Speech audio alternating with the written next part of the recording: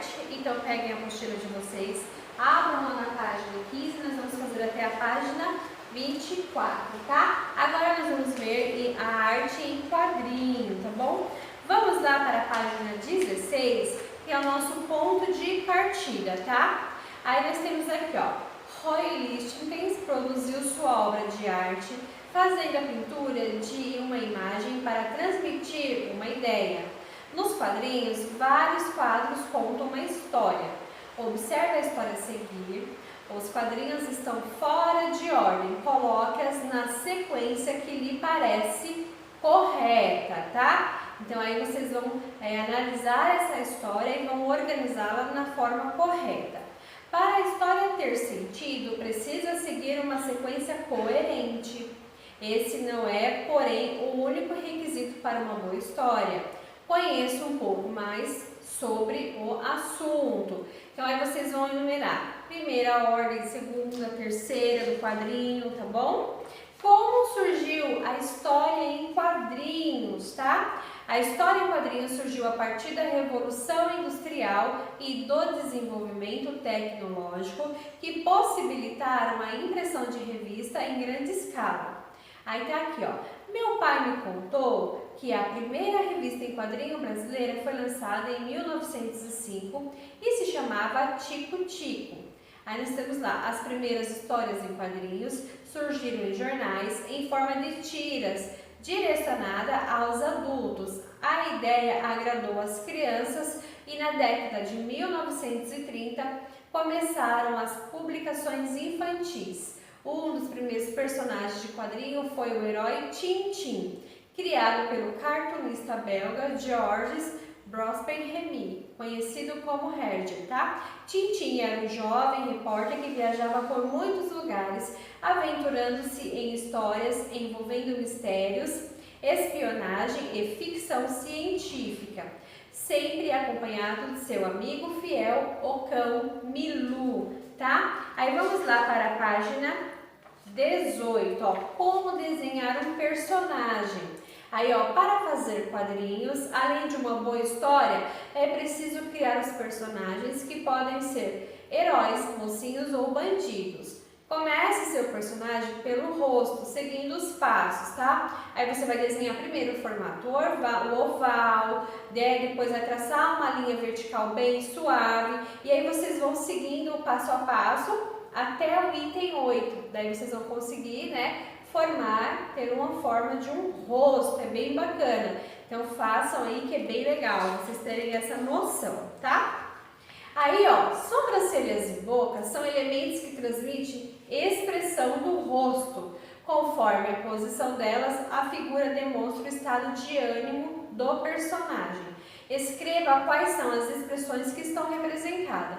A primeira, qual expressão parece que o personagem está? E a segunda e a terceira, então vocês vão colocar, tá? Aí aqui, ó, vocês vão fazer o seguinte, usando o lápis grafite, experimente criar rostos seguindo os passos relacionados anteriormente, tá? Vocês vão fazer, seguindo o passo anterior da página anterior, né, que é a primeira a forma oval, depois a segunda vocês vão desenhar a forma oval, vão traçar, né, uma reta vertical, e aí depois vocês vão tentar colocar expressão no rosto, tá? Do personagem de vocês.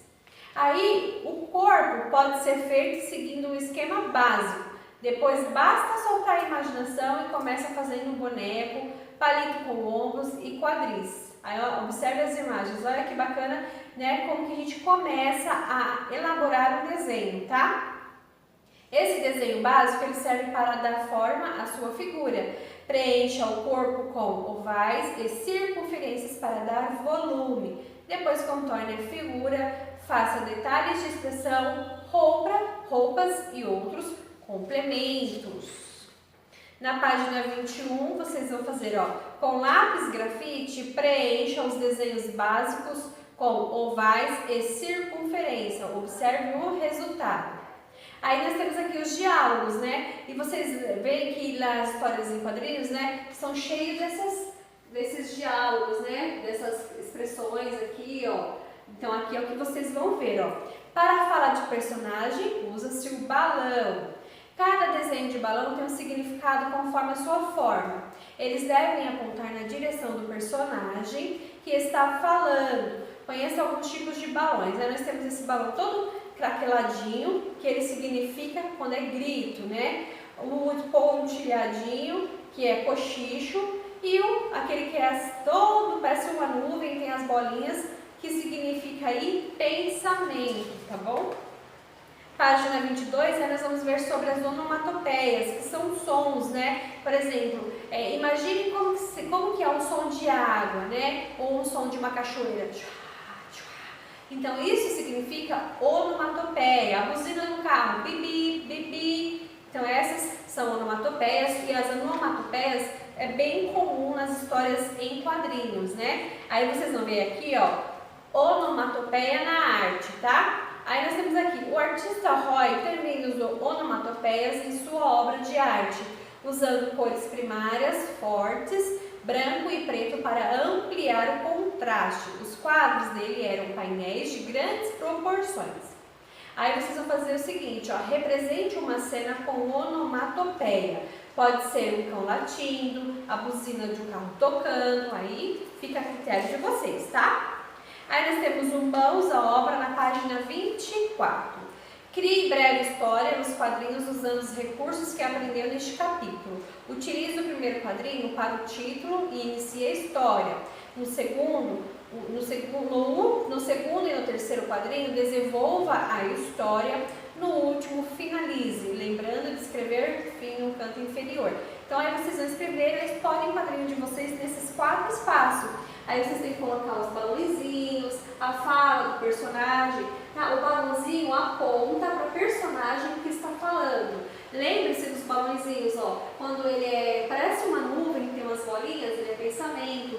Quando ele é todo craquelado, parece um relâmpago, ele significa grito. Então preste bastante atenção nestes detalhes, tá bom? Façam